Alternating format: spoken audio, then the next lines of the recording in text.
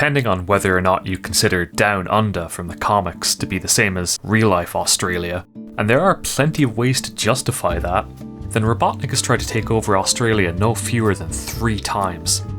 Though for the comic attempts, it's through a general acting on his behalf, some sort of crocobot or some other cultural appropriated machine that gets stopped by Tails and the Down Under freedom fighters. But the much more fascinating coup on Australia comes in the form of a musical, Sonic Live in Sydney. This was created to serve as an attraction at Sega World Australia, a fun, Chuck E. Cheese style costumed song and dance routine featuring the main characters of the Sonic series, Sonic, Tails, Robotnik, and Sally Acorn? I guess they were trying to cash in on the Sad AM show because, sure, while there are other iterations of the character with the same name in different continuities, this one is definitely the Sad AM iteration. There's a dead giveaway. Australians knew the character was American and gave her a completely appropriate and not at all silly accent. Robotnik's disappeared! Kapoof! Kazam! You'd be forgiven for thinking this was meant to be Bunny Rabo's signature southern drawl, but nope, that's meant to be Sally. Speaking of, have you ever wondered if Sally Acorn was meant to be a chipmunk or a squirrel? Like, for real, this is top 10 questions science can't answer levels of dumb question that keeps me awake at night, and I'm sure it's been argued to death on Sonic forums throughout the decades. But a third option presents itself in this musical. I'm sure that marsupial Sally... Now, I'm no biologist, but I'm not fully sure that's correct, but hey, so speaketh the Sonic lore, so saith we all. The plot for this musical show is relatively simple. Sonic and Co. crash land in Sydney because, of course, Tails crashes a plane, that's just his gimmick. Then again, considering this was made in 1997, this could actually be a contender for the first Tails plane crash of all time.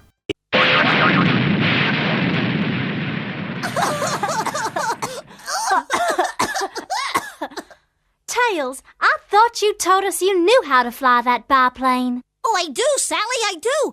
You just never asked me if I knew how to land. This was back when Tails was still treated like a dipshit. Sally's the brains of the team, Sonic is the speed, and Tails is, after some thought from the other two, the heart of the team. A title they didn't just make up to make him feel less useless, while Robotnik watches on through a hidden camera, plotting his next plan. A pint-sized fox. It is Miles Prower, better known as Tails. His passengers just happen to be that Queen of the Freedom Fighters, Princess Sally Acorn, and the blue hedgehog we all know so well, the fastest on planet Mobius, that all-time good guy, none other than Sonic the Hedgehog! Whoa, hey, that's too many characters to introduce all at once. If only we had some sort of musical number to introduce our main character. I said, if only we had some sort of musical... fuck, I'm already pantomiming. Just hit the music. I'm the dude with the attitude. My shiny blue quills and power red shoes. Hey, I know that melody. This is just the song I Want Candy.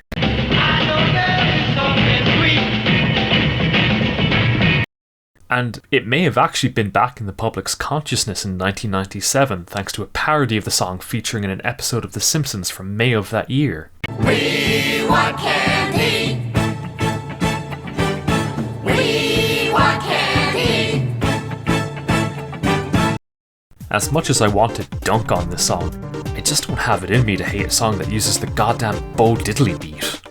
Which also means that there's a plethora of songs that this one just happens to sound like, which leads to some interesting comparisons. Now it's time to fly, Sonic style.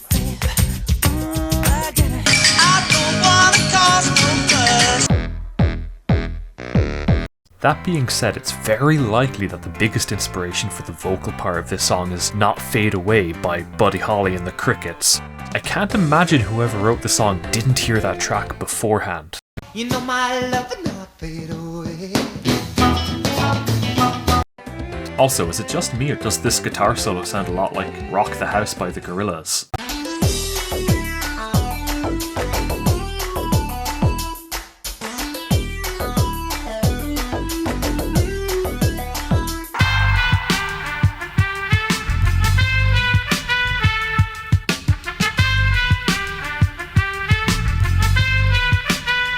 That song wouldn't come out for another few years, so I know it didn't rip off the Gorillaz, and I highly doubt the Gorillaz ripped off some random, abandoned Sonic Live performance in Australia for kids. But I think they might both trace back to John Dankworth's Modesty Blaze.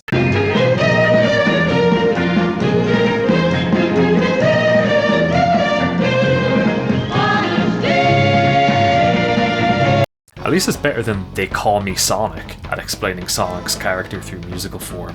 Not by much, mind, but definitely better. They agree to split up and search for clues Scooby-Doo style and find Robotnik and then meet back up at the bridge. During each scene transition, they play some background music from the games, typically either Chemical Plant Zone or Aquatic Ruins. Now, if you see Sonic, you won't tell him I'm here, will you, audience? Oh, you're so predictable. Ha ha ha!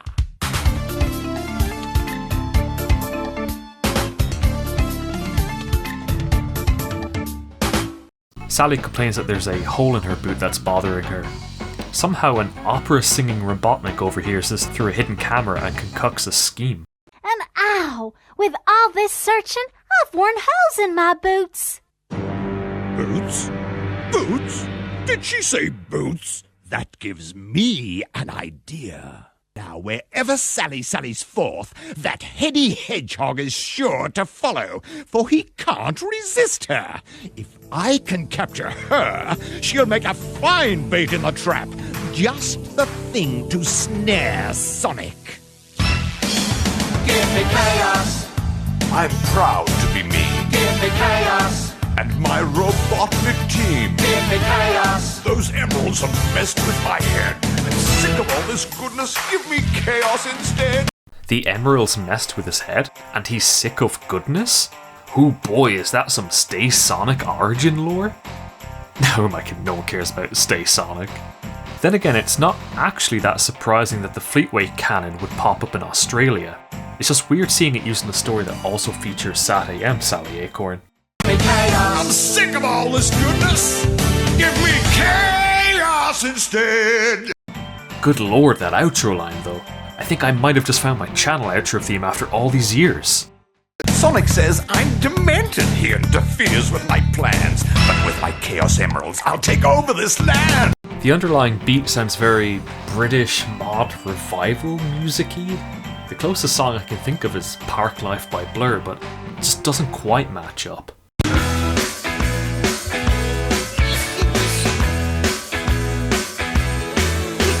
Maybe that mixed with a musical, maybe something from Rent. I've never seen Rent, I'm just guessing. Well, now that the Robotnik Horror Picture Show is over, we can get back to the plot. Sally gets there first and spots one of Robotnik's patented egg boots. Terrible pun.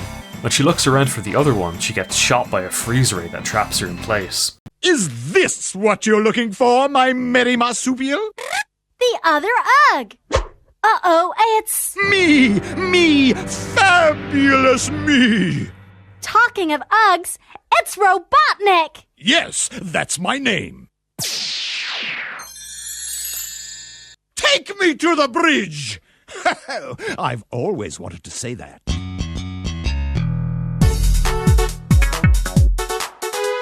Her head is still free at this point, so she starts singing to pass the time. I'm frozen to the spot, but I can sing. Doesn't really matter how dark things appear to be. That voice.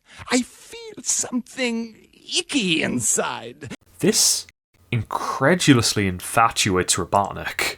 There's just one thing I always wanted to know from you.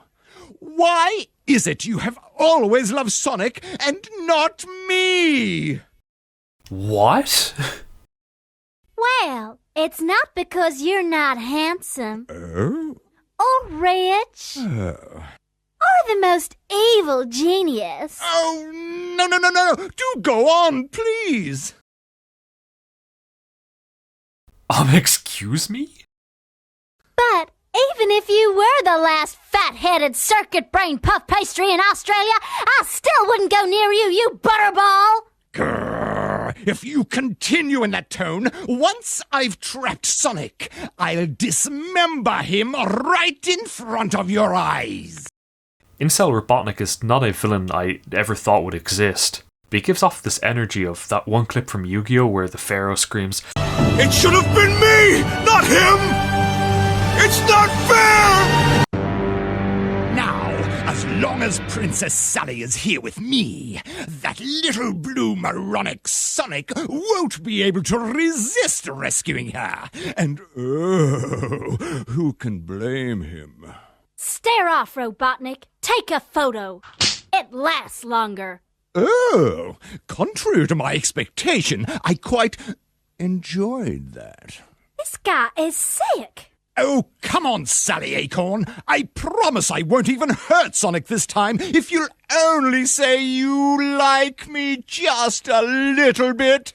And betray the good name of the freedom fighters? Nothing doing fat stuff. I'd rather leap off this bridge.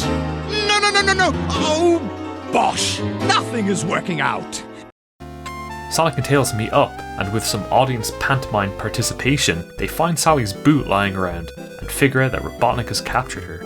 Sonic has the genius plan to dress up as a doctor and tries to recommend a love potion to Robotnik, who 100% intends to use it on Sally. Hang on a minute. Did you say love potion? I believe I did. Sucked in. Just the thing to work on Princess Sally. Then she would love me instead of Sonic. Coming down! Oh, Sally, my Sally, I do love you, I do. And soon we will marry and have little fat children who eat greasy things and... What? Of course, Sonic saves the day with his ridiculous plan. And this leads to Sally singing the third and final song, Thank You for Being a Friend. Oh, Sonic, thank you for being you.